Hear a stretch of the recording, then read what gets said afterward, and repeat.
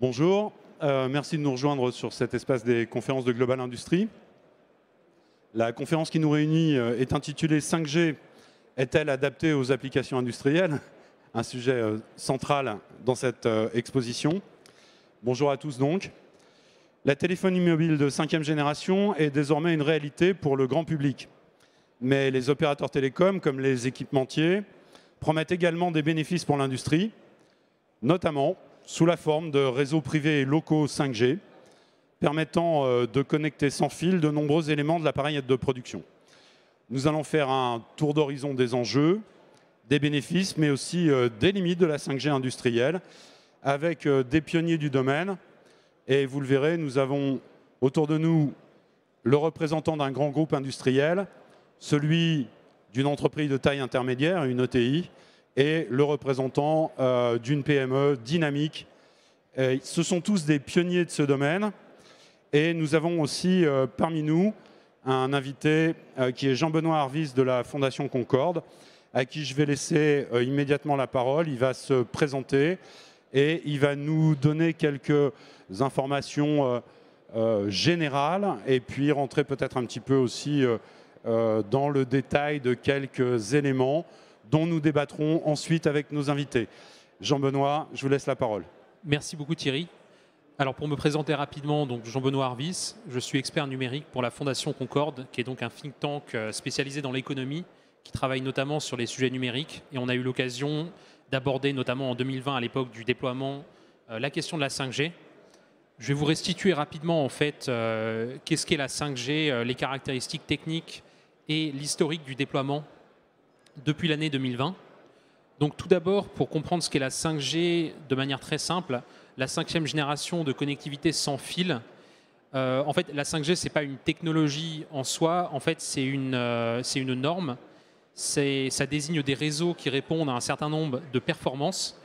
Donc évidemment les performances à tenir pour être classifiées comme 5G sont une liste assez détaillée, mais là à l'écran vous avez les trois principales, qui sont l'importance de la bande passante, la latence, c'est-à-dire la vitesse du signal 10 fois plus rapide qu'en génération 4G, et une densité de connexion des objets 10 fois plus importante. Donc en fait, très synthétiquement, avec la 5G, vous téléchargez 20 fois plus de données, 10 fois plus rapidement, et sur 10 fois plus d'appareils que sur des réseaux 4G.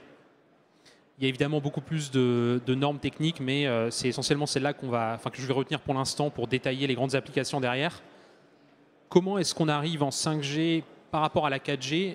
Alors, il y a évidemment question de nouvelles technologies, question de nouvelles infrastructures et question de nouvelles fréquences radio, avec d'ailleurs, je m'excuse, un erratum sur la slide parce que millimeter wave, c'est non pas 3,5 GHz, mais au-delà de 24. Les spécialistes me pardonneront l'erreur, je pense.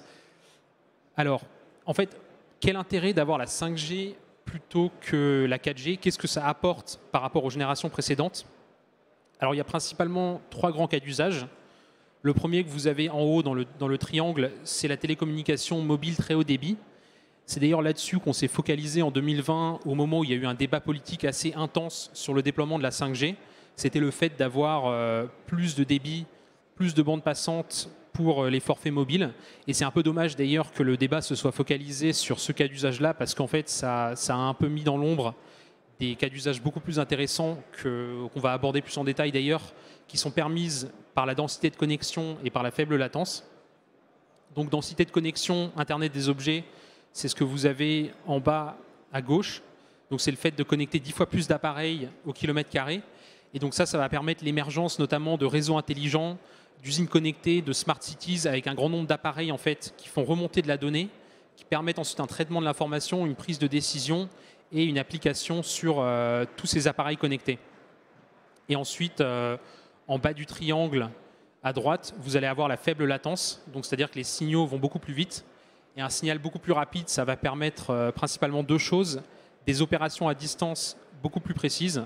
Donc là, on peut penser notamment au cas d'usage de type chirurgie à distance. Et ça va permettre aussi de connecter des appareils qui se déplacent à grande vitesse. Et c'est là qu'on se rend compte que la 5G, en fait, va être un des facilitateurs des voitures autonomes. Ensuite, une question importante qui a d'ailleurs été posée il y a quelques années au moment de ce fameux débat assez houleux sur le déploiement de la 5G. Quel intérêt d'avoir la 5G plutôt que la 4G ou plutôt que l'extension de la fibre optique? Donc il y a un certain nombre de cas d'usage en fait qui sont possibles que en 5G et qui ne sont pas vraiment adaptés ni à la 4G ni à la fibre optique. Le plus évident, ça va être la saturation des réseaux mobiles. Donc d'ici 2024-2025, en fait, les réseaux 4G n'auront plus la capacité pour répondre à la demande de consommation de données en France. Et étant donné qu'en fait, les antennes 5G sont 5 fois plus efficaces en termes de consommation énergétique, la logique voudrait qu'on remplace ces vieilles générations par des nouvelles générations plus efficaces énergétiquement. Ensuite, il y a la question autre cas d'usage qui est unique à la 5G, c'est la question des voitures connectées. Il y a la question des opérations chirurgicales à distance. Il y a une question de connectivité des zones rurales où le déploiement de la fibre optique est trop cher et où la 4G n'apporte pas les débits suffisants, les débits voulus. Donc pour un certain nombre d'espaces plus enclavés géographiquement, que ce soit des îles, que ce soit des régions avec une topographie difficile, il y a un vrai cas d'usage en fait de la 5G. Par rapport à la 4G, par rapport à la fibre, il y a quelques autres applications, notamment industrielles, mais ça je laisserai évidemment mes collègues détailler un peu plus. Et enfin, peut-être rapidement, photo sur l'état du déploiement de la 5G en France aujourd'hui. Donc, pour rappel, la 5G, c'est un déploiement qui a commencé à partir de l'année 2020.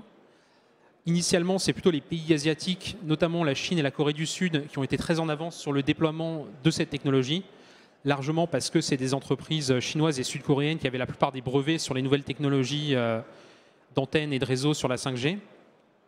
Aujourd'hui, en France, on est à peu près 36 000 antennes déployées fin 2022, d'après les chiffres de l'ARCEP, sachant que, j'ai pas le chiffre définitif du nombre d'installations, mais on serait autour de 50 à 60 000, voire plus, pour les 4 gros opérateurs commerciaux que vous avez à l'écran. Donc, on peut considérer qu'on a fait à peu près la moitié du chemin, un peu plus. Ensuite, en termes de déploiement en France, on est à peu près aujourd'hui à 80% de la population qui est dans une zone qui est couverte par au moins un réseau 5G. Ça nous place au-dessus de la moyenne européenne qui est, elle, un peu en dessous de 60%. Donc en fait, contrairement à ce qu'on a pu craindre en 2020 à l'époque où se posait la question du déploiement et où on voyait poindre une opposition assez forte dans certains milieux, en fait, on n'a pas du tout de 5G gap en France par rapport à nos voisins européens. Et en fait, on pourrait dire que le déploiement se passe de manière plutôt fluide pour ce qui est des réseaux de communication. Sur la question des réseaux privés, ça, je vous laisserai évidemment rebondir là-dessus. Donc, force est de constater qu'on est plutôt en avance avec effectivement, plutôt dans les rails, si ce n'est en avance, avec évidemment des stratégies un peu différentes. Certains opérateurs comme Free qui ont plutôt privilégié la couverture, d'autres comme Orange ou SFR qui ont plutôt privilégié dans un premier temps des débits importants pour les utilisateurs. Donc là, après ce rapide tour d'horizon sur la 5G en France, on va passer maintenant à la phase plutôt débat, après avoir institué les enjeux. Merci Jean-Benoît de cette précision apportée sur l'état du déploiement et puis aussi nous avoir permis de dévoiler ce qu'était la 5G. On va faire un très rapide tour de table pour que chacun de nos invités ait l'occasion de se présenter, que chacun sache un petit peu qui est présent autour de cette table et puis nous entrons directement dans le vif du sujet. Donc, autour de moi, pour aborder les applications industrielles de la 5e génération des réseaux de communication mobile, Antoine Brosseau, vous êtes chef de projet Lab PCN 5G dans une ETI qui s'appelle Acom. Nous avons aussi Hervé de Maillard, vous êtes président de la société MGA Technologies. Alors, si je fais une erreur dans les intitulés, hein, vous corrigerez l'erreur. Et nous avons aussi Jean-Pierre Triquet. Jean-Pierre, bonjour. Directeur du Digital Lab chez ArcelorMittal France. Bon, on va rentrer un petit peu plus dans le détail, mais tout d'abord, présentez-vous de manière plus précise afin que chacun comprenne vos attributions, vos responsabilités dans vos organisations respectives, mais aussi peut-être comprendre aussi votre sensibilité plus personnelle au regard de la 5G. Qui veut prendre la parole en premier? Hervé? Oui, pourquoi pas. Bon, je m'appelle Hervé de Maillard, donc je suis le président de MGA Technologies. MGA Technologies, c'est une PME innovante, classée dans le top 10 de l'INPI. Donc, notre métier, c'est de faire des machines sur mesure pour l'industrie du futur. On fait ça dans 2 secteurs principalement, le monde de la santé d'une part et le monde des semi-conducteurs et de la deep tech d'autre part. Et comme on fait des machines qui sont robustes et durables, les machines qu'on livre aujourd'hui elles sont appelées à tourner jusqu'en 2050, 2060. Donc il est quand même de bon ton de se poser ce genre de questions parce qu'on voit bien que les réseaux, on va dire, intelligents seront un enjeu majeur de l'industrie du futur. En fait, on parle du système nerveux de l'industrie 4.0 quand on parle de la 5G. Et puis, selon une formule que j'aime bien, la 5G, c'est pas juste 4 plus 1G. Et on va essayer de vous en parler. Et vous avez beaucoup de chance d'avoir le slide qui était juste avant, là. Parce que pour arriver à ça, nous, il nous a quand même fallu pas loin de 18 mois. Donc vous avez 18 mois de boulot sur un slide. C'est quand même, vous n'avez pas perdu votre matinée, je vous le dis. Alors Antoine, allez-y, c'est à vous. Oui, donc Antoine Brosseau, moi j'appartiens à la société Acom, qui est une ETI française spécialiste du câble à haute valeur ajoutée. Donc on a 3 domaines d'activité qui sont le câblage pour l'automobile, le câblage pour les infrastructures télécom. Donc on adresse notamment les 4 opérateurs que vous voyez ici. Et l'activité à laquelle j'appartiens qui adresse les réseaux privés, notamment réseau LAN. Et donc pourquoi est-ce qu'on s'est intéressé à la 5G? C'est Acom, on est un industriel, on a un parc qui fait 50 hectares. Et du coup, on a voilà, forcément des besoins de connectivité en intérieur, en extérieur. Et aujourd'hui, les solutions qui existent sur le marché voilà, ont certains points forts, mais ne couvrent pas tout le panel que peut proposer la 5G aujourd'hui. Donc on s'est intéressé à cette technologie-là. D'accord. Et Jean-Pierre Triquet, sacrifié à l'exercice. Bonjour Jean-Pierre. Oui, Jean-Pierre Triquet, donc directeur du Digital Lab ArcelorMittal France. ArcelorMittal France, c'est une composante d'un groupe mondial présent dans 60 pays. Et puis un groupe qui aujourd'hui entame une transformation profonde et le passage de l'industrie à l'industrie 4.0. Et donc nous, notre mission au niveau du Digital Lab et de la direction de la transformation digitale, c'est accompagner toute cette transformation avec 4 volets d'action. La transformation et l'accompagnement humain, l'invention des solutions et des métiers et des process industrie 4.0, la mise en disponibilité des infrastructures qui sont nécessaires à l'agilité, à la mobilité des hommes et des process, et puis la co-création avec un certain nombre de partenaires, start-up et autres, de solutions innovantes. Et la 5G, elle est indispensable dans un univers comme le nôtre parce qu'on a énormément de contraintes sur nos sites. On a des besoins de disponibilité de réseau pour répondre à ces transformations. Les solutions qui existent, soit elles étaient trop chères, soit elles ne répondaient qu'en partie à nos besoins. Et la 5G, on est parti sur cette solution-là parce qu'elle permet de couvrir nos réseaux. Elle est en service maintenant, nos sites, pardon. Elle est en service maintenant sur le site de Dunkerque, Mardic, depuis le mois de novembre. Et on couvre 10 km² de sites industriels avec beaucoup de contraintes. Alors, avant qu'on rentre plus avant et que je vous demande à chacun de décrire les projets sur lesquels vous travaillez concrètement aujourd'hui, et puis aussi d'avoir une idée de l'état d'avancement de ces projets, je voudrais quand même avoir un petit peu votre sentiment parce que la 5G n'est pas le premier outil de communication sans fil. On a des réseaux RF LAN bas débit qu'on nous a présenté comme étant le couteau suisse de l'objet connecté, industriel.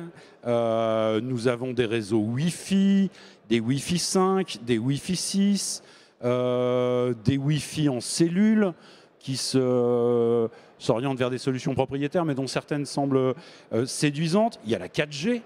Alors, en quoi la 5G aujourd'hui apparaît-elle réellement comme une solution œcuménique? Lequel d'entre vous veut prendre la parole? Peut-être Jean-Benoît, et puis chacun d'entre vous après. Alors, moi, je vais peut-être prendre la parole et revenir en fait sur la liste un peu synthétique des grandes applications uniques à la 5G précisément. Donc, je vais rester très généraliste. Évidemment, je vous laisserai rebondir parce que vous êtes plus sur le terrain que moi, donc vous avez probablement la vision très granulaire. Donc, premier cas d'usage sur lequel la 5G sera critique, donc qui est moins industriel, mais c'est sur la question de la consommation de données et des forfaits mobiles individuels.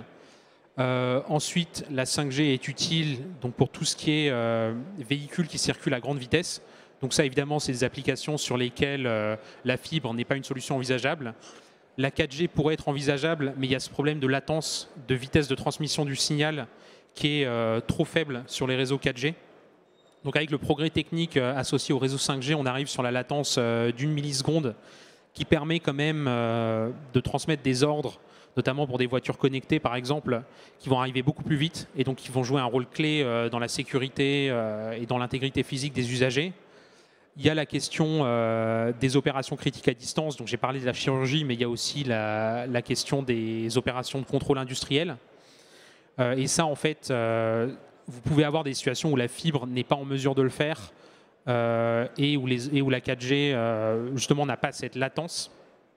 Il y a des questions de couverture territoriale, il y a l'Internet des objets, donc je vais peut-être vous laisser maintenant donner des exemples plus précis, mais en tout cas, il y a quand même toute une zone grise où, en fait, le fait d'avoir besoin d'une connexion filaire, comme en fibre optique, on n'a pas la possibilité de la connexion filaire et on a besoin d'une latence plus faible que celle de la 4G.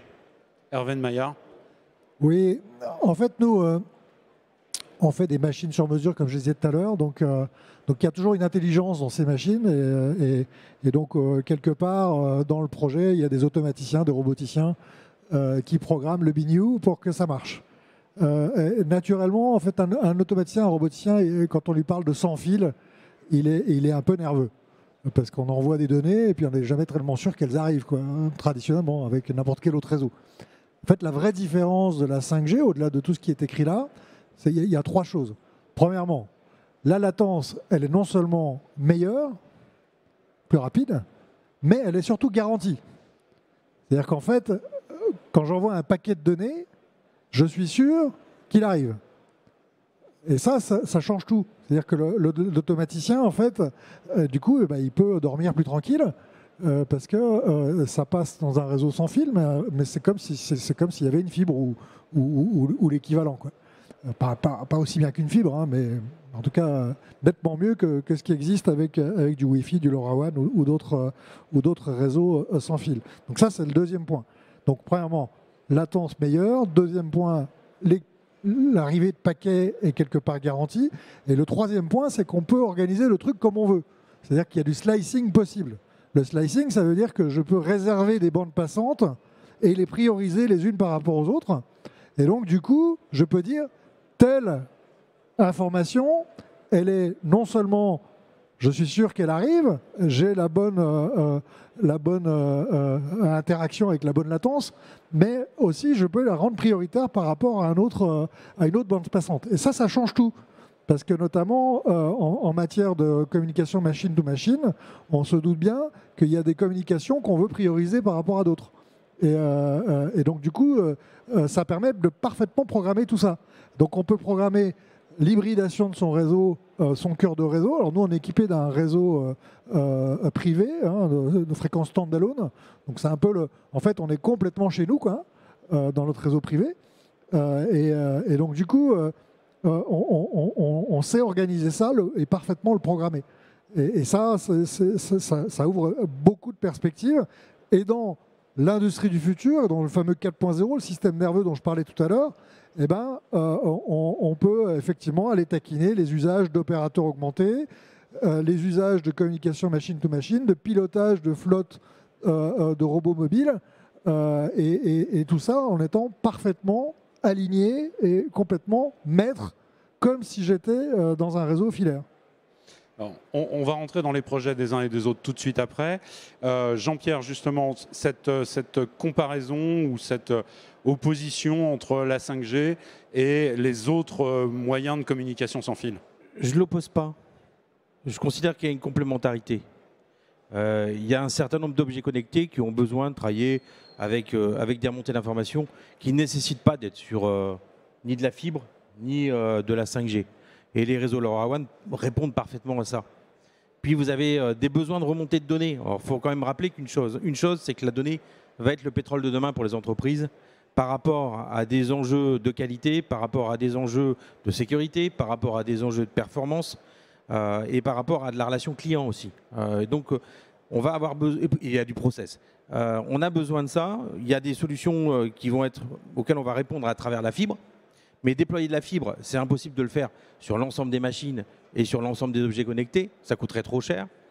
Il y a des choses qui peuvent être traitées par le Wi-Fi, mais le Wi-Fi ne permet pas, comme on vient de le dire, d'affecter effectivement des bandes à des usages, alors que la 5G le permet. Et l'autre intérêt pour nous, c'est que ça nous permet de couvrir des zones qu'on ne couvrait pas, qui étaient en zone blanche, et sur lesquelles le déploiement aurait été plus cher en Wi-Fi ou inatteignable en termes de déploiement de fibres si on avait voulu remplir l'ensemble des missions qu'on peut remplir aujourd'hui grâce à la 5G. Donc c'est un réseau complémentaire qui ouvre des perspectives de développement qu'on n'avait pas. Antoine ? Non, je rejoins mes collègues, effectivement. Pourquoi la 5G? Aujourd'hui, il y a des réseaux qui sont plutôt spécialisés, le Wi-Fi, le LoRa, tout ça, mais à chaque fois, c'est des infrastructures spécifiques. Donc ça veut dire qu'il faut avoir des compétences métiers pour gérer toutes ces infrastructures. Et donc nous, un peu la vision qu'on a, ou en tout cas la promesse... Est-ce que c'est pas la même chose avec la 5G? La 5G, c'est ce qu'on voyait dans la présentation tout à l'heure avec le triangle qui donne les différents cas d'usage. On est capable d'adresser tous les cas d'usage de chacun de ces réseaux qui sont plus ou moins spécifiques, qui ne sont pas couteau suisse. Pour nous, la 5G pourrait être le couteau suisse de la communication. On a fait l'essai, on parlait du Wi-Fi et de la garantie des données. On a fait un essai dans notre atelier. Et effectivement, on s'est rendu compte concrètement qu'à un moment, il y avait des données qui se perdaient. On n'arrivait pas à avoir l'intégralité de nos données avec le Wi-Fi. Donc on est revenu en arrière. Donc ces machines ne sont toujours pas connectées. La fibre, effectivement, Acom est fabricant de fibre, donc on ne va pas la dénigrer, mais c'est pas appliqué à tous les cas d'usage. En tant qu'industriel, on a besoin d'avoir de la flexibilité. Nos ateliers, ils sont vivants, ils bougent. La fibre, elle amène une certaine lourdeur parce qu'il faut recabler, ressouder. Avec la 5G, effectivement, on espère de s'affranchir de ces contraintes-là. Alors, vous avez, si je devais faire une comparaison, vous avez des autoroutes à 3 voies, à grande vitesse, c'est la fibre. Vous avez de la nationale à 4 voies, ça serait la 5G. Et puis vous avez de la nationale derrière et des départementales qui correspondent au Wi-Fi et au LoRaWAN. Et ça vous donne une idée de la capacité à faire circuler et de la vitesse de circulation de l'information. Voilà, on peut faire circuler plus de choses sur une 4 voies, encore plus sur une autoroute. Et je crois que l'image, elle est assez juste, elle permet de poser le débat sur les usages et la manière de le rendre. Alors, Antoine a prononcé une expression clé, il a parlé de cas d'usage.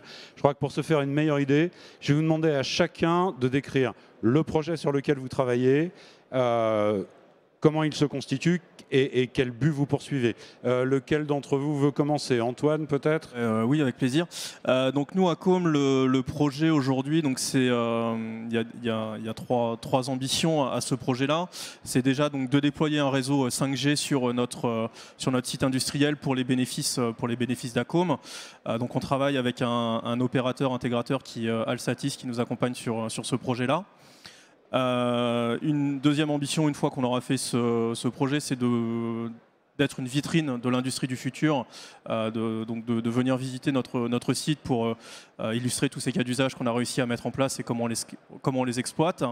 Et derrière, comme je vous l'ai dit, à Com, on est présent sur les réseaux privés. Et aujourd'hui, la technologie mobile fait partie des impératifs de communication de toute entreprise ou tout bâtiment tertiaire. Et donc de l'expérience qu'on aura tirée aussi, avoir avec nos partenaires une solution à proposer sur le marché. Donc aujourd'hui, concrètement, où on en est, on va déployer, on va rentrer dans le vif du sujet là, le mois prochain, à déployer notre infrastructure et commencer à la tester. Valider ce qui va être déployé et puis les premiers cas d'usage dans la foulée. Alors, cette infrastructure, elle couvre quelle superficie quand même, qu'on ait une idée? Alors à Com, le site industriel, donc c'est 50 hectares, c'est ce que je disais tout à l'heure. On a 6 usines qui sont regroupées sur ce site-là, donc on a à la fois des bâtiments en intérieur, des parcs logistiques à l'extérieur, et donc on a besoin d'avoir une uniformité de couverture que ne permet pas les autres réseaux aujourd'hui. Donc c'est pour ça qu'on est passé sur la 5G. Hervé? Alors nous, en fait, ce projet, il est né chez nous on a créé en fait un Open Lab d'innovation qu'on a appelé le MGA Tech Lab 4.0. On a fait ça fin 2020. Et assez rapidement, on a vu la 5G comme étant un sujet majeur qui allait devenir majeur. Et donc on a quand même mis un bon 6 mois à comprendre le truc quand même, hein, parce qu'en 2021, il n'y avait pas des slides comme ceux qui nous ont été montrés tout à l'heure. Donc on n'est pas les derniers en techno, mais on a mis quand même un bon moment avant de comprendre le truc. Et franchement, on comprenait rien au truc, quoi, et on n'arrivait pas à trouver des gens qui nous expliquent comment ça marche et qu'est-ce qu'on peut en faire. Et les cas d'usage n'étaient pas si clairs que ça. Donc on a acheté notre fréquence vers le mois de septembre 2021 et on s'est équipé dans la foulée. Hein. On a eu un petit peu de mal à trouver le hardware, hein, parce que je rappelle qu'on est en pleine pénurie de semi-conducteurs. Donc à l'époque, notre fournisseur nous appelle toutes les semaines pour dire qu'il a 2 semaines de retard de plus. Toutes les semaines, 2 semaines. Hein, donc, on a fini par avoir notre hardware début 22 et on l'a démarré dans la foulée. Et là, on a eu un autre petit souci, c'est que on ne trouvait pas de développeurs soft compétents pour programmer le BINU. Donc on a dealé du coup avec Nokia qui nous a trouvé des Indiens à Bangalore. On en parlait tout à l'heure en coulisses. Et donc voilà, donc on a vraiment commencé à jouer avec début 22, il y a à peu près un an. Et là, on a vite mis en musique avec Grégoire, là, qui est là, Grégoire de Langotier, avec qui on fait ce projet. On a vite mis en musique un certain nombre de cas d'usage autour d'opérateurs augmentés, de push-to-talk. J'imagine que nos amis d'Arcelor vont parler de ça, toutes les applications d'homme-seul. Alors nous, on n'a pas 50 hectares ni 10 km², hein, donc on est une PME, hein, donc ça reste quand même à taille humaine. L'atelier, il fait 1000 m² chez nous, qui est équipé. On a un atelier équipé et puis une zone bureau. Et notre objectif dans ce projet, c'est finalement d'explorer un peu tous les cas d'usage qu'on trouve. Je vous rappelle que début 22, on est sur une fréquence de 2,6 GHz parce que l'État avait déployé 2,6 GHz à l'époque. Heureusement, on a vite pivoté. Maintenant, on déploie la 3,5 qui est quand même une fréquence qui est un petit peu plus largement diffusée. Donc il y a beaucoup plus en fait d'offreurs de solutions qui peuvent proposer en fait du matériel qui dialogue sur cette fréquence. Ça, c'est le résultat de l'excellente mission 5G pilotée par Philippe Herbert, qui a pu finalement montrer à l'ARCEP qu'on avait un petit sujet autour de cette fréquence un peu baroque, qu'on était plus ou moins les seuls à utiliser. Bon, ça y est, ça c'est géré. Grâce à des pionniers comme nous, on a pu justement dire qu'il y avait un sujet autour de ces fréquences-là. Mais là, maintenant, c'est plus un sujet. Il y avait un deuxième sujet, c'est qu'à l'époque, l'État vendait les fréquences par carré de 10 km², ce qui est quand même un gros carré, hein, pour une PME. Hein. Moi, mon site, il fait 2 hectares. Donc, du fait, j'ai quand même acheté 10 km², parce qu'à l'époque, c'est ce qu'il fallait acheter. Donc, j'ai acheté un peu plus grand que dont on a besoin. Mais bon, c'est pas grave. Ça aussi, c'est géré, hein, depuis le mois d'octobre. La DGE et l'ARCEP a décidé de passer sur un carré de 100 mètres de côté, qui est commercialisé à un montant de l'ordre de 4 000 € l'abonnement, hein, je crois. Alors que quand le carré de 10 km², c'est plutôt de l'ordre de 100 000 € l'abonnement. Donc c'est quand même un gros budget, hein, mais voilà, là c'est plus un sujet non plus, hein. Je vous regarde, regardez la montre, mais c'est vrai que c'est des sujets de pionniers, quoi. Donc on a pu faire tout ce travail de défrichage, identifier les offreurs de solutions, et puis nous on l'a fait pour nos clients, parce que nos clients sont que des grands groupes, des gens du monde de la santé et des semi-conducteurs, comme je l'ai dit tout à l'heure. Et donc en fait on explore ces sujets pour eux, et du coup on leur fait gagner un tout petit peu de temps et donc de l'argent. Et c'est comme ça qu'on est là où on ne nous attendait pas, parce que finalement on n'a rien à vendre Parce qu'on ne vend pas de réseau privé, on ne vend pas de matériel en 5G. On explore juste l'usage, en fait, pour que nos clients puissent aller plus vite et puissent disrupter leurs confrères. Et c'est comme ça qu'on est là. Voilà. Et je terminerai juste ce petit tour d'horizon pour vous dire qu'il y a un livre blanc qui est sorti hier, qu'on a remis hier au ministre, fait par la filière infrastructure numérique. Donc ça, et donc la filière solutions industrie du futur aussi. Ça, c'est disponible d'accès, vous pouvez le télécharger. Et il y a énormément d'informations là-dedans.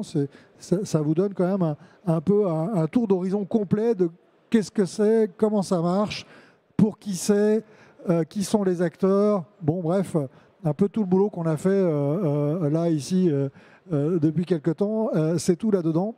Et je vous invite à plonger là-dedans. Vous allez gagner beaucoup de temps. Et c'est pas mal. J'étais un peu long, hein, Thierry, désolé. Merci.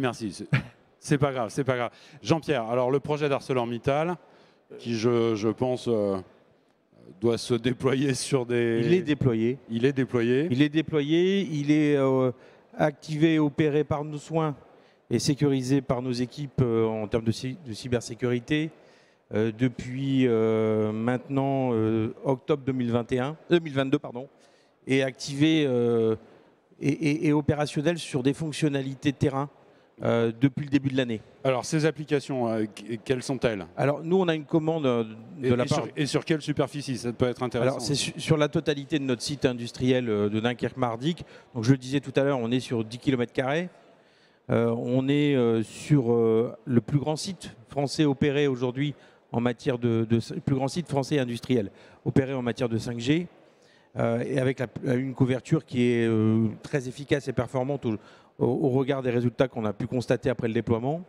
Ça nous permet quoi? Ça nous permet de mettre en place toutes les solutions de mobilité qu'on a travaillées en parallèle. Puisque depuis maintenant plus d'une année et demie, dans le cadre de notre programme de transformation digitale, on a travaillé à des solutions de mobilité pour les opérateurs. Je vais donner quelques cas concrets d'usage. Un mainteneur, quand il avait besoin de faire une consignation, déconsignation, il partait chez nous du cockpit de pilotage, il descendait sur la machine qui était en situation de problème technique, il constatait, il faisait un début de consignation, il remontait consigné sur la machine, sur le cockpit de pilotage central. C'est 600 mètres de long une halle chez nous, hein. Ça vous donne un peu le nombre de centaines de mètres qu'il faisait. Il redescendait, il faisait son intervention. Il faisait son rapport d'intervention dans le cockpit, il redescendait, il redéconsignait et il repartait. Aujourd'hui, on a mis en place une solution de mobilité sur tablette smartphone qui lui permet de faire l'ensemble des actions sur le terrain sans avoir besoin de retraverser les halles, en ayant une fiabilité et en ayant des applications dans son smartphone ou dans sa tablette. Ce qui lui fait gagner du temps, ce qui permet d'être plus performant et plus opérationnel et ce qui permet d'apporter des solutions confortables pour l'opérateur terrain. Même chose sur nos opérateurs qui font nos opérations de contrôle et qui sont nos managers postés. Ils disposent de l'ensemble des outils qu'on retrouve sur le cockpit de pilotage en décentralisé sur leur tablette en temps réel.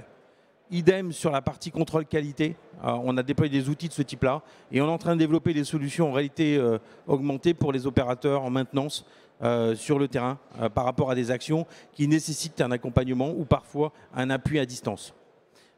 On a notre cas d'usage qu'on a déployé sur une zone qu'on a mis en place qui est aujourd'hui ce qu'on appelle notre parc à acier recyclé. Et le parc à acier recyclé, c'est là où on reçoit les aciers qu'on récupère et qu'on va réutiliser dans le process de fabrication. Alors il y a des contraintes de qualité, il y a des contraintes de suivi, de traçabilité pour pouvoir le réinjecter dans le process de production. Eh bien, on a déployé toute une série de solutions numériques qu'on n'aurait pas pu imaginer parce qu'on avait la 5G. Alors sur les process, sur les pesées, sur les contrôles visuels qualité et sur les outils dont on a doté l'opérateur terrain. En fait, si je comprends bien, c'est que sur une superficie industrielle qu'on peut qualifier d'importante, Arcelor n'est pas tout à fait une toute petite PME. Non. Voilà. Donc sur une superficie relativement importante, vous avez aujourd'hui un réseau disponible partout. Donc en fait, si vous avez demain, si un de vos départements demain veut une application et que cette application elle a un débouché entendable financièrement, économiquement, en termes de qualité, juste simplement vous le déployez parce que le réseau est là? Alors on a effectivement un réseau qui est disponible et après on travaille avec les métiers sur le déploiement des solutions qui sont adaptées à la transformation des process et des métiers. Les demandes, elles correspondent effectivement à des enjeux de performance, de service et de qualité de travail pour nos opérateurs. Il y a un risque de goulet d'étranglement sur le nombre d'opérateurs, sur si vous déployez des... On a de la marge, hein. On peut connecter 50 000 objets sur notre réseau. On en est loin. Donc on a encore du mou. Et puis après, il y a des choses qui sont connectées sur de la fibre. Et puis après, il y a des choses qui vont rester sur le réseau LoRaWAN. Donc le cumul, et lui sur le Wi-Fi, le cumul de nos réseaux permet d'absorber les besoins qu'on a. Le tout, c'est d'affecter la bonne solution au bon réseau, ou le bon usage au bon réseau. Comment dire, Antoine et puis Hervé, l'un et l'autre, sur cette capacité des réseaux. Bon, bien sûr, j'imagine que vous n'êtes pas à saturation, ni l'un ni l'autre. Voilà.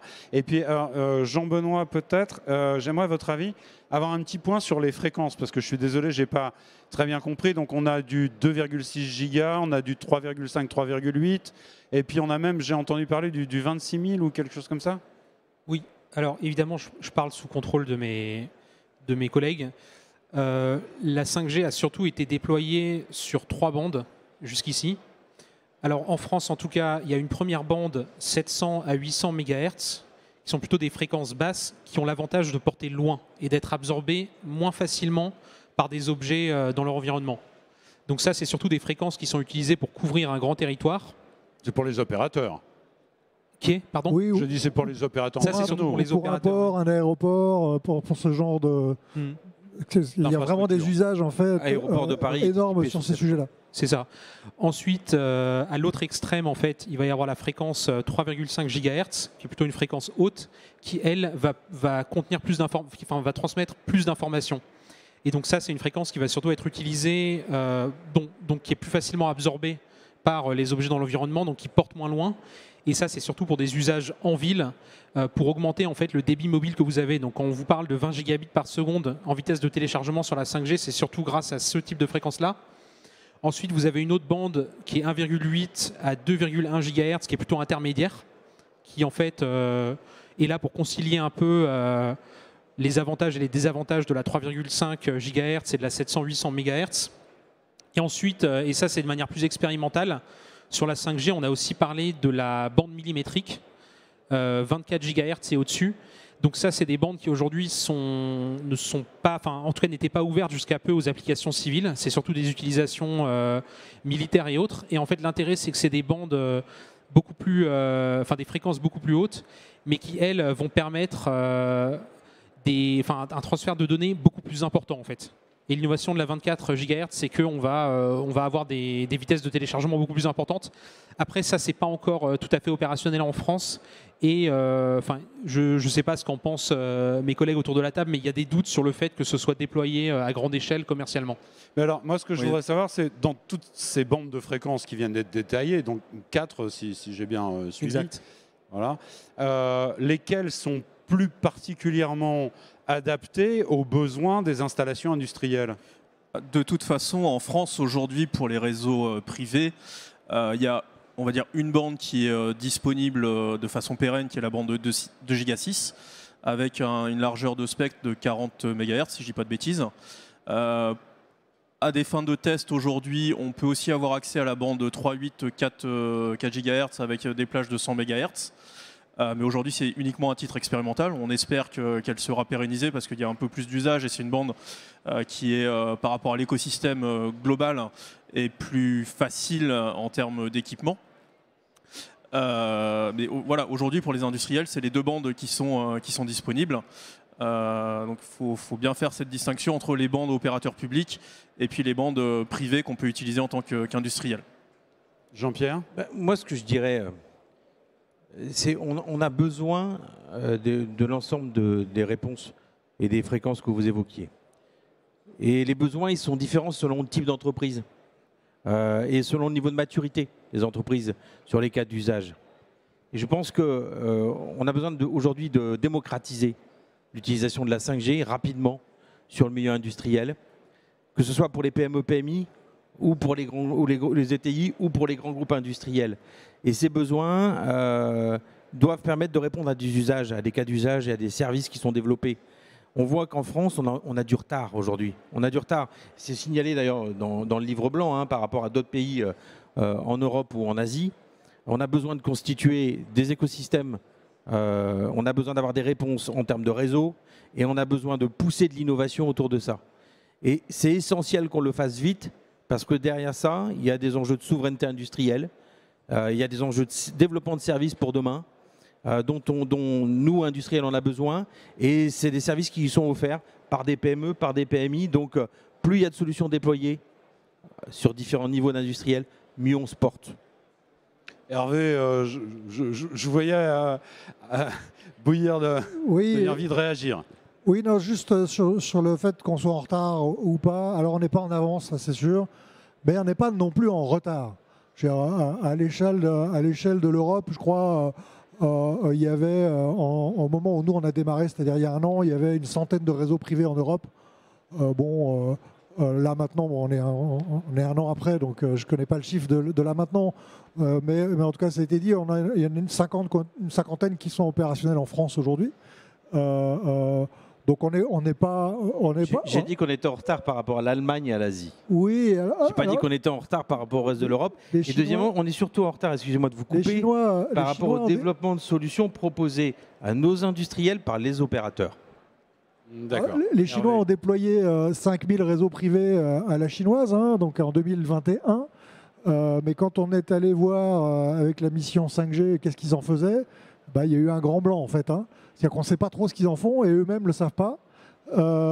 Donc ça veut dire qu'en fait, ils ont équipé des usines de façon top-down à l'infrastructure à la chinoise, en espérant que les usages naissent et que les gens s'en saisissent. Mais la réalité, c'est qu'en fait, il n'y a pas énormément de déploiement. On est vraiment encore dans un déploiement de type pionnier. Alors moi, sur le débat sur les fréquences, je n'ai pas vraiment d'avis. Le seul truc que je peux témoigner, c'est ce que je disais tout à l'heure, c'est que nous, quand on a démarré avec notre fréquence 2,6, on s'est rendu compte que, ne serait-ce que pour avoir un smartphone qui cause avec le truc, en fait, c'est un passage constructeur. C'est-à-dire qu'il faut demander à Apple c'est pas très pratique quand même. Donc voilà, donc ce genre donc ça, heureusement, je veux dire, on se soigne là-dessus. Et donc, on est en train d'effectivement revenir à une fréquence un peu moins baroque que les autres utilisent aussi. Et ça va évidemment accélérer le truc énormément. Parce que la 5G, ce n'est pas juste un sujet d'antenne. Évidemment, il faut des antennes. Il faut un cœur de réseau, évidemment, pour traiter tout ça. Mais il faut aussi des trucs qui émettent quelque chose vers ces antennes. Donc effectivement, il faut quand même des gens qui, quand on parle d'opérateurs augmentés, il faut un casque de réalité augmentée qui dialogue en 5G, autrement que de le brancher sur un smartphone, parce que on peut toujours faire comme ça, mais c'est quand même pas tout à fait l'idée de départ du truc. Et quand on commence à parler de communication machine to machine, je parlais tout à l'heure de robotique mobile, là aussi, des robots mobiles qui dialoguent en 5G, il n'y en a pas énormément. Donc ça ne veut pas dire que je ne suis pas en train de dire qu'il ne faut pas y aller. Moi, je pense que ceux qui y vont maintenant, et c'est ce que je dis à nos clients, ceux qui vont maintenant, en fait, ils vont damer le pion à leurs petits camarades. Moi, je suis très heureux de voir ArcelorMittal, qui est une maison franco-indienne, y aller à fond les manettes, parce que quelque part, ils vont potentiellement en faire un avantage compétitif sur leurs concurrents. Et donc, je pense qu'il faut pousser à fond nos industriels vers ces sujets-là. Il faut pousser à fond les offreurs de solutions qui proposent des choses. Et il faut pousser à fond les utilisateurs pour qu'ils y aillent. Alors, Jean-Pierre et Antoine, je voudrais votre avis sur cette question de la disponibilité des terminaux par rapport aux fréquences. Peut-être rapidement un point, votre ressenti à l'un et à l'autre. Et puis on va... oui, Jean-Benoît, bien sûr, si vous voulez réagir aussi sur cette question. On a effectivement je partage à 100% ce qui vient d'être dit sur les terminaux. Et effectivement, aujourd'hui, on a besoin, alors la fréquence qui a été choisie nous pose un certain nombre de contraintes. Le passage à des fréquences plus conventionnelles permettra d'avoir des devices finaux qui sont plus pratiques et plus connectables. Mais on a besoin de pousser toute la filière derrière pour qu'un certain nombre de cas d'usage qu'on connaissait, notamment en IoT ou autre, ou en connexion machine, qui passaient par de la fibre ou qui passaient par d'autres voies, puissent passer par de la 5G et puissent nous permettre d'accélérer le développement de nouveaux usages et de nouveaux services. Et on a besoin de les inventer, de les imaginer ensemble. C'est pour ça que nous, on ouvre aujourd'hui le travail on ouvre une page à écrire collectivement dans le cadre des Digital Labs avec un certain nombre de partenaires, start-up ou groupes industriels, sur le développement de solutions adaptées à nos besoins industriels, sur la manière d'inventer de nouveaux services, de nouveaux objets connectés, de nouveaux cas d'usage. Et on a besoin d'être le plus nombreux possible à le faire pour pousser cette filière en France et puis prendre le lead au niveau de l'Europe, quoi. Antoine ? Non, je suis complètement en phase avec ce qui vient d'être dit, effectivement. Aujourd'hui, on a une maturité sur la partie cœur, sur la partie radio. Donc ça, il y a des grands équipementiers historiques qui sont déjà bien présents. Il y a des nouveaux entrants qui amènent des solutions un peu nouvelles. Et, on peut les citer. Nous, on a travaillé avec Orange et Ericsson. Voilà, donc nous on travaille avec un Bicom justement qui est un nouvel entrant, il y en a d'autres. Par contre effectivement sur la partie terminale, sur les devices, là aujourd'hui il reste beaucoup à faire. On est vraiment effectivement pionniers et j'invite les industriels qui sont présents ici à rentrer dans la danse. Et d'ailleurs, à ce propos, on va prochainement, dans le cadre de notre projet, faire un appel à projet justement sur les robots autonomes, d'avoir ce type d'équipement avec une connectivité 5G. Aujourd'hui, effectivement, il n'y a pas forcément grand-chose sur le marché. On parle de nouvelles technologies, on s'est beaucoup focalisé, bien évidemment, sur la partie technique, parce qu'il faut la décrire, c'est nouveau, c'est normal. Il y a une question quand même fondamentale là-dedans, je voudrais savoir où vous en êtes tous, les uns et les autres, par rapport à vos besoins en ingénieur, en technicien, comment ça se passe avec vos opérateurs, comment vous avez des retours de terrain, comment ça remonte. Lequel d'entre vous veut prendre la parole? Hervé? Ah oui, je suis assez intarissable sur ce sujet-là. Alors là, on a un vrai trou dans la raquette, hein. On a un vrai problème et il va falloir sérieusement qu'on s'y mette, hein, parce qu'on n'a pas suffisamment, j'allais dire pas du tout, mais c'est pas vrai, il y a quand même un peu, mais on n'a pas d'architecte réseau intelligent, parce que pour décrire ce que j'ai fait tout à l'heure, c'est-à-dire qu'il faut faire l'architecture du réseau. Parce que c'est un truc qui n'est pas simple, hein. Quand on parle, nous, notre petit réseau à nous, c'est quand même 3 baies enfin c'est 3 baies, quoi, hein. 3 baies informatiques complètes, quoi, hein. Il y a du matos, quoi. Enfin, c'est vraiment du matos, quoi. Et donc il faut des gens qui conçoivent le truc. Donc ça, on n'a pas. Quand je dis on n'a pas, il y a quasiment pas de formation en France sur ces sujets-là. Donc on a fait un partenariat avec une école d'ingénieurs qui s'est un peu spécialisée sur ces sujets. Et on est bien content de l'avoir trouvé. Si ça intéresse l'un ou l'autre, on pourra vous en parler. C'est qui? Enfin, c'était là. C'est les ISAR, hein, de l'INPG, du groupe INPG de Grenoble. On a donc c'est une école d'ingénieurs qui est dans notre région et qui est plutôt hyper avancée sur ces thèmes-là. Il y a l'Institut Mines Télécom qui est pas mal du tout. Les mines sont bien aussi, oui. Voilà, et donc ça c'est nickel, mais il va en falloir beaucoup plus. Donc il manque des gens côté hardware et il manque des gens côté software. C'est-à-dire pour programmer les bandes passantes en slicing, comme je l'ai décrit tout à l'heure, c'est vraiment du codage, quoi, hein, et ça se fait pas en 2 minutes. Et pour finir le tour de table technique, là, comme on disait tout à l'heure, nous, notre matériel, c'est du matériel Nokia. Hein, il faut savoir qu'il y a 3 grandes familles de matériel, hein. Je ne parle pas des émergents, parce qu'il y a des nouvelles solutions qui sortent, mais c'est Ericsson, Nokia et Huawei. Alors Huawei,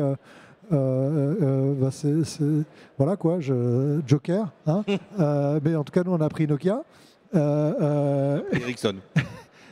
Et puis on a un partenaire qui nous a fait le réseau privé qui est un spin-off de Nokia qui s'appelle IDZcom, qui est une boîte finlandaise et qui a été racheté par Cellnex, qui est le plus grand opérateur européen propriétaire d'antennes.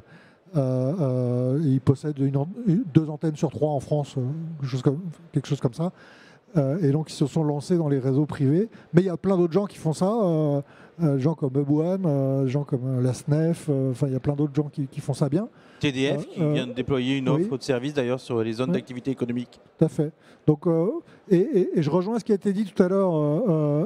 En fait, c'est vraiment un sujet de bien analyser son besoin, bien comprendre qu'est-ce qu'on peut en faire, et bien avoir en tête que 100% des gars qui installent un réseau privé chez eux, en fait, ils en font très vite autre chose. C'est-à-dire qu'en fait, les cas d'usage qu'on a imaginés au départ, on va les faire parce on fait le projet quand même. Mais en fait, ça ouvre. C'est un peu comme l'histoire de la marée qui se retire, on découvre les rochers. Et en fait, plus la marée se retire, plus on découvre de rochers. Et en fait, les cas d'usage, pratiquement tous les gens que j'ai rencontrés qui ont démarré avec la 5G, tous le disent. On parle de plein d'usages complexes du genre voilà, je vais faire mon inventaire avec des drones en filmant et en faisant du comptage automatisé par truc. Ça c'est des choses possibles avec la 5G. C'est juste pas possible avec une autre technologie. Et ces idées d'application, c'est quoi? Elles remontent du terrain? C'est les gens, en fait, dès qu'en fait, c'est un sujet d'infrastructure. C'est-à-dire que quand vous mettez l'infrastructure en place, tout d'un coup, les gars, ils disent « Ah bah tiens, on va pouvoir faire ça aussi avec… » On ouvre des terrains à conquérir, c'est la conquête de l'Ouest. C'est le Far West. À un moment donné, on a un nouveau terrain de jeu et qui offre un champ des possibles qu'on n'avait pas avec les autres réseaux. Antoine? Non, tout à fait. Alors nous, on va commencer notre déploiement là, dans les semaines qui arrivent. Et effectivement, on implique énormément les métiers parce que c'est eux tous les jours qui ont des problématiques. On parle de kilomètres à pied qui sont perdus. Donc nous aussi, à notre échelle, ça arrive très, très fréquemment. Donc effectivement, c'est un peu qui de l'œuf ou la poule est arrivé en premier. Est-ce qu'il faut un réseau pour initier des cas d'usage ou est-ce qu'il faut des cas d'usage pour pouvoir initier le réseau? Je pense que l'histoire s'écrit un peu des deux côtés. Donc nous, on va travailler déjà effectivement sur des notions de connectivité, de couverture intégrale numérique de notre site, ce qui est vraiment aujourd'hui une de nos peines d'avoir cette homogénéité, continuité numérique sur le site. Alors, malheureusement, on arrive un peu au bout du temps qui nous était imparti. Jean-Benoît, quand même, je voudrais votre avis sur cette notion les ressources humaines par rapport à la 5G. Est-ce qu'on a déjà aujourd'hui des idées sur les besoins, à quelle vitesse on peut réussir ou est-ce que c'est encore très flou? Alors, sur la question des ressources humaines, la question est plus posée par rapport au nombre de techniciens spécialisés, en tout cas, de ce que j'ai vu, oui, il y a probablement une question de former des techniciens sur les nouveaux équipements, sur les nouveaux outils qui sortent. Après, c'est un sujet qui est quand même connu depuis longtemps. C'est des choses qu'on voit venir à plusieurs années. Donc, si la question c'est est-ce que Orange, Free ou les divers opérateurs industriels qui installent des réseaux privés ont un manque d'effectifs, je pense que vous le voyez mieux que moi, mais de manière générale, je dirais que la réponse c'est plutôt non. Après, si la question c'est est-ce qu'il faut intégrer plus les nouveaux équipements 5G, la notion de réseau privé dans les cursus de formation des instituts techniques, oui, la réponse est oui, je pense. Alors, en forme de conclusion, je me tourne à nouveau vers nos trois industriels. Je vais vous demander d'être très bref et je vais vous demander de nous donner deux idées forces pour la 5G industrielle à 5 ans ou à 10 ans. Jean-Pierre? Une idée forte, la première, c'est que les opérateurs déploient rapidement des solutions et des bouquets de solutions pour les PME, PMI, les zones d'activité économique. Ça, c'est la première idée forte.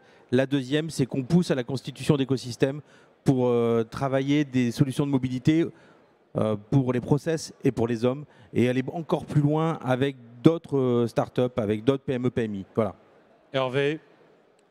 Moi, je vous invite vraiment à lire ce livre blanc qu'on a remis hier au ministre, où il y a finalement tout dessus, la 5G industrielle, tout savoir pour vous lancer. Ça vous explique qu'est-ce que c'est, comment ça marche, à qui s'adresser, pour qui c'est. Vraiment, lisez-le, parce que il est très bien fait. Je pense que c'est très très bien fait. Alors, on y a un peu contribué, donc on ne va pas non plus… Nous aussi, donc on va pas dire le contraire. oui, vous aussi, oui.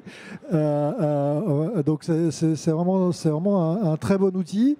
Et puis j'ai envie de vous dire, juste en mot de conclusion, on est sur ce plateau, personne ne s'est demandé en arrivant ce matin, tiens, est-ce qu'il y a l'électricité sur le plateau?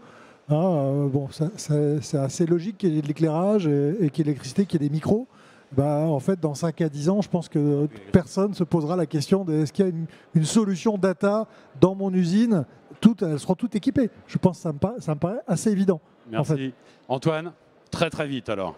Non, je vais revenir sur ce que je disais tout à l'heure. Je pense qu'effectivement, la 5G industrielle, c'est bien résumé par ce triangle ici. Ce sera vraiment le couteau suisse de la communication industrielle dans nos usines dans les prochaines années. Merci, ça sera le mot de la fin. Merci à vous tous de nous avoir suivis, de nous avoir écoutés. J'espère qu'on a répondu à vos questions et qu'on vous aura apporté de l'information utile. Très bonne journée, très bon salon à tous. Merci à tous. Merci beaucoup.